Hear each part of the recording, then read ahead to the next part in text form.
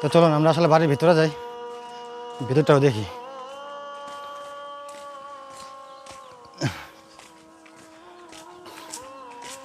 এই যে এই ঘরটা যদি দেখেন, আপনারা দেখেন ঘরে কি আছে। এই ঘরে আর কিচ্ছু নাই। এই ঘরটা কিন্তু আসলে ছিল একদম অ্যাডভোকেট আনিস উল হকের বাবা করেছিল। ওই ঘরটা একটা স্মৃতি হিসাবে ছিল, কিন্তু স্মৃতিটা নাই এখন।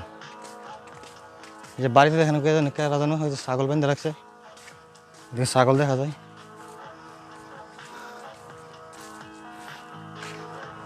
এই যে আপনাদের একটু বাইরে দেখায় ভিতরটা,